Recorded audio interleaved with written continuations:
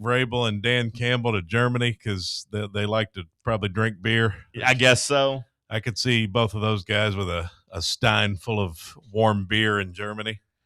I would be pretty pissed if I was the Texans. I'd be pretty mad if I was the Texans and I had to play a division game in London on a short rest while the Jaguars have been over there and been acclimated. I'd be pretty mad about that if I was them. That'd be nice to get out of the heat for a little bit. In October? Is it hot? I guess it's still hot in Texas in October. Yeah. Hell yeah, it is. Okay. It will be nice to get out of the heat then. I'd just be mad about having to play a division game over there, especially, like I said, as having a rest disadvantage and body clock disadvantage and all of that. But good news for the Titans. No lost games internationally. And you can probably go ahead and pencil in, Sam, that the Titans won't lose any home games next year going internationally because they don't want, they'd probably want to have them have all their home games the next 2 years in the new stadium. Yeah. Good point. So Melbourne, Madrid, Paris, are those all firsts, or have they played any of those before? Because I know they've done Munich and they've done Rio. I'm 90% sure they've done Madrid, Spain before. Okay. Paris, I'm not sure. Melbourne is the first one. They've done Brazil. They've done Germany. They've done Mexico City. Why not Sydney in Australia? Wonder why they picked Melbourne. I guess they're playing in the cricket stadium, the Melbourne Cricket Ground. I think that's their best. I've always heard that's like their best kind of venue. Is it? I could not be completely Sydney making that Opera up. House. Yeah, I could be making that up, but I feel like I've heard that. I'd rather go to Perth on the west coast of Australia. I talked to a girl last night who said she's going to Indonesia for the summer. And I was like, well, what's the flight look like for that? And she said she's got to fly Knoxville to like a bigger American airport, like New York or Boston or somewhere, and then fly to the Middle East, and then fly to Hong Kong, and then fly to Indonesia. That's how you get to Indonesia. You got to take 4 planes. Like, that sounds awful. Wow. Well, she's got family there. Oh, okay. Yeah. That's a completely fair answer because when you tell me that, I'm like, I don't think there's any way I would want to go to Indonesia. Yeah. I don't really want to get on a plane that long. And I know that's going to really keep me from being able to travel the world. I'm okay with that. I don't want to either. I think I'm a traveling man, but being cramped in a damn airplane for like 12 to 15 hours, like some of these flights you'd have to take to get across the world. I think at some point, I got a flight to like England in me. But same, like Europe. Yeah. But that's like 6 hours, right? Yeah, like, I think that's about like the 8. Yeah. Oh, is it 8? I thought it was 6 too. That 8 hours? Really? You could do it. My like German aunt or whatever came for my brother's wedding, and she flew New York to Frankfurt, and it's 8 hours. So London maybe a little London's closer. Probably 6.5, 7. Does Germany add 2 hours probably? To Ireland, and that was at least 7, I think. Okay. Yeah, London would be the closest point probably you could, unless you're maybe Barcelona. Yeah, I've always thought you kind of fly into London, then like take a train around the other countries and all that. Yeah, that was kind of what I figured my plan would be. But you can't take a train from London to the rest of Europe, can you? Unless they have one that goes over the English Channel. Is there a train that goes? They do have something like that, but I would be interested to know that. Yeah, I thought they had like an underwater thing because the UK is an island, Yeah. But I would think there'd be a train from like London to Paris. I wonder. The Channel Tunnel. Yeah. Channel Tunnel. Railway connecting the UK and France. How about that? That'd be kind of scary. Engineering at its finest. I would never do that. An underwater train? Nope. Didn't they talk about putting an underwater train from London to New York? Did I make that up? I don't know. Engineering is wild. That was rumored, I think. Yeah. I've been on an underground road. They have that in the U.S., a road that goes under the ocean, a tunnel under the ocean from it's like not Virginia Beach, but somewhere right around there. Where is it exactly? Like, what is the east part of Virginia? Like Newport News. Is it Roanoke? I don't remember the name of the town. But there's a tunnel that goes under the water. I've been through it, but I don't remember exactly where it's at. looking at the schedule, if you care about this type of thing, the travel burden for both the 49ers and Rams having to go to Australia puts them at the top of the list in terms of most miles traveled this season. The Texans and Cowboys are also there at number 3 and number 4. Pretty much, if you're going to have to go internationally, you're going to be near the top of the list. Except the Dolphins. The Dolphins, those poor guys, they got to travel all across the country this year too. They're number 6 with no international game. The easiest travel for the teams this year, maybe make a note of this, Cody, the Panthers and Browns, who also have, at least the Browns, I know, have an easy schedule. I think the Panthers have a tough one. The Bears and Buccaneers are all at the bottom of miles traveled. Going to be an easy wear and tear year for their players. Yeah, it goes from like Norfolk to Fisherman's Island, coming down from Cape Charles, Virginia. Sam hit the overrated, underrated. Let's play a little game. Overrated. Very overrated. It's overrated. Overrated, my friend. Overrated. I'm gonna tell you why. I think that's a solid rated right there. It's perfect rated. He underrated, man. He has some swag. He has some real swag. Lobsters are underrated. They don't die.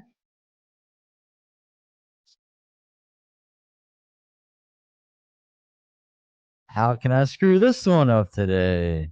That's the question. Trivia was electric yesterday, Bub. I think you did a great job. And actually, I might be in favor of you staying the trivia master next week. Not me. I want to go back to Sam. I got so many texts saying, wow, congratulations. What a comeback performance that was in trivia. Cards are stacked against you. They said, I don't really understand how Bubba bungled it so badly, how the 4-pointer for comedy albums wasn't even a damn comedy album. Like they were all very confused. They're comedians, but right, but I digress. Wasn't a comedy album, but either way. You know, there's a big thing that happens in sports whenever a team wins. The coach gets absolutely drenched. So are Gatorade bats overrated or underrated? I'd have to say pretty overrated if I was a coach. Just dump water on me. If you're going to make me wet, I don't want to be wet and sticky. Because you know that Gatorade has sugar in it. Oh, that's a good point. So either dump water on me or dump like sugar-free Gatorade.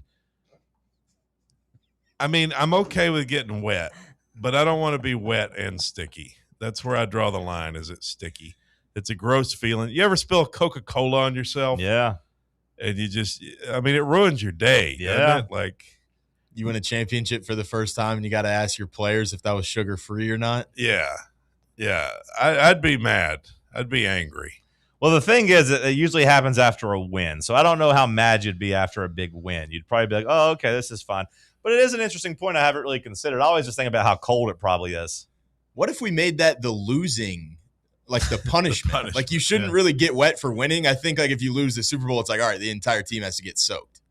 What if you're wearing a nice watch? If you're listening, Dwayne Johnson, it's a good idea for the UFL.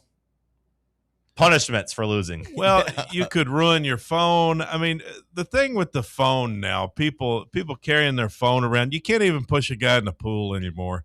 I do think the phones have gotten better at being a little bit more water resistant, though. Yeah, but back in the day, that's a good practical joke between you and your friends. I got in so much your trouble. Your buddy standing poolside, and you just run over to him and push him in the pool. They gassed me up to throw this girl in the pool that I was friends with. Yeah, you do that now, you owe somebody $1,000 for an iPhone. I had to go buy her a phone. And I was like, oh, my God. And then she was like, I want to actually get a new phone. I was like, what? You pushed a girl in the pool? Yeah. That's not very nice. She's wearing a white T-shirt. I don't know what she was wearing, but she got so mad. It's one of those things I think about 20 years later, 15 years later, and I still get pretty embarrassed thinking about. I broke a girl's nose.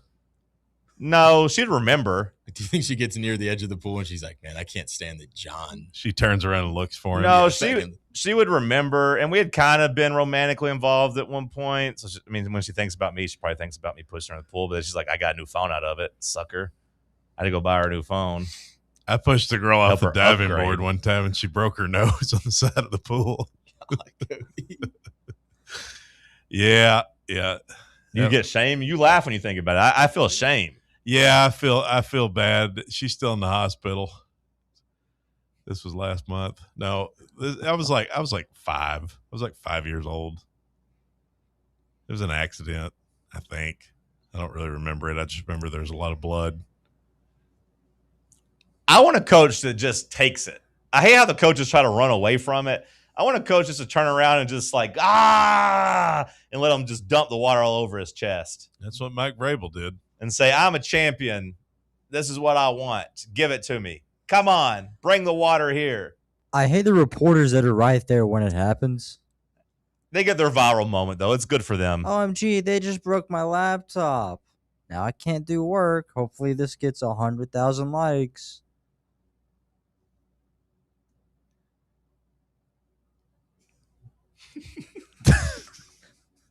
All right, moving on. A lot of crickets over here today. All right. Bingo. Is that overrated or underrated? I've always thought bingo was pretty overrated because there's no skill involved in it. I understand maybe that's part of the appeal of it, is that anyone can play and anyone can win. But as a kid, I never liked it starting out, and it has kind of spilled over to my adulthood. There's no talent in bingo. Now, I can do a little singo, at the restaurants and stuff that play the games, as long as the person isn't telling you or you're getting to do Shazam. That drives me crazy when the person comes over the mic and says, that was Don't Stop Believing by Journey. I'm like, that's the point of the game, is you have to know which songs are which. But they're like, the point of the business is get people in the restaurants. Who would have to Shazam Don't Stop Believing? Well, that's the first song that came to mind, but you get the idea. I played Singo at the Hulk Hogan bar in Clearwater Beach, Florida. Did they tell you what songs it were? Or did you have to know them yourself? No, you had to know them. See, I could do a little. No, he was dead. But it was a good time. I had a lot of fun. I was drinking. I was by myself. That's sad. By myself playing Singo at the Hulk Hogan bar in Clearwater Beach. I made a couple of friends, though. Hell yeah, brother. I made friends with this black girl. She ended up stealing $80 from me, but that's a story neither here nor there. Story for another day. Yeah, bingo's overrated. I always get 4, and then inevitably some jackass bingo right as I've got 4 waiting on my 5th one.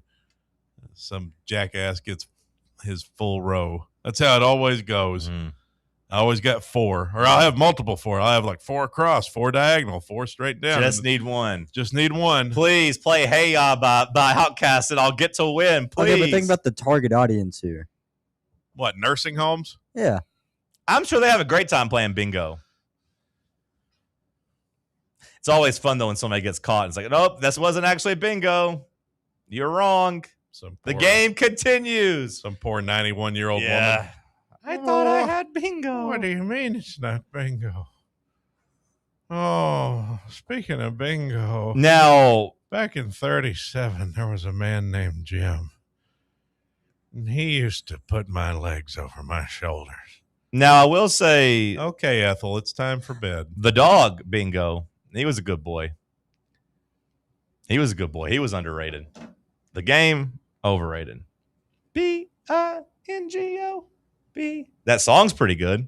B-I-N-G-O. Kind of a lack of imagination, if you ask me. N-G-O and bingo was his name. Oh. And smoking inside bars.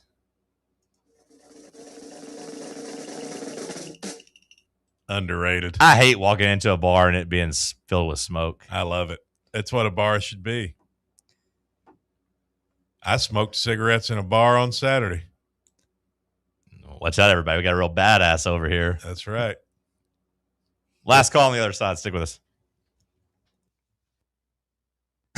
Big Orange Country's home for sports. This is Fan Run Radio. Barley's has live music on weekends, general team trivia on Wednesday nights at 8 p.m., and now live sports trivia courtesy of the Knoxville Trivia guys every Thursday night upstairs. The game starts at 7 p.m. and is free to play for everyone, so head on down to the Old City and show off your sports knowledge and win gift cards to Barley's. Use those gift cards to buy some delicious food and drinks, and you can take it all in with their wide selection of TVs and indoor projectors. Barley's Tap Room and Pizzeria. Are you thinking of buying a home but don't know where to start? Well, call VFL Josh Travis, your local mortgage expert with Foundation Mortgage, based right here in Knoxville. Whether it's your first home or your forever home, he'll keep the process simple every step of the way. To get started, visit mortgagebrokerjosh.com or call 423-312-9777 today. Foundation Mortgage Company, LLC is an equal opportunity housing company. NMLS number 1387311. Next week is a huge week for your Knoxville Smokies. Don't have your tickets yet? It's not too late. Join us Tuesday as we honor our incredible law enforcement. And Wednesday is all you can eat. The weekend is kicking off with one of our favorites, Margaritaville. Food and drink specials all night long with that island feel and post-game concert and fireworks. Saturday, it's not only a doubleheader, but it's Grateful Dead night and fireworks. We end the week with our day game of the week on Sunday. It's jam-packed, so get your tickets now at smokiesbaseball.com. Hey, Vols fans, Cody Brown here. I grew up right here in Tennessee and know what it means when someone says, I've got your back. That's why you can trust Farm Bureau Insurance of Tennessee. Whether it's your home, your vehicle, your family's future, or the business you built from the ground up, we will show up for all of your insurance needs. We are Tennesseans who understand what matters, which is doing right by you. Insurance is not all about just paperwork and policies, but it's about the people we insure every day. So if you want insurance that hits home, give me a call at 865-992-3871. Go Vols.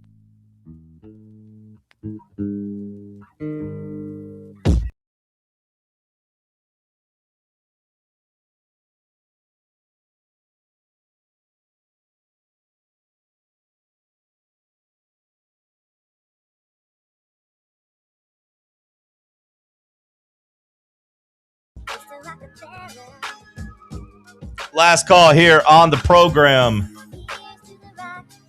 Do a little housekeeping. Some big recruiting news, or at least a date. It has been announced for some big recruiting news as Tennessee targets an in-state 5-star running back, David Gabriel Georges, has announced a commitment date, saying that he will make his decision known on July 22nd. Do you care about that at all?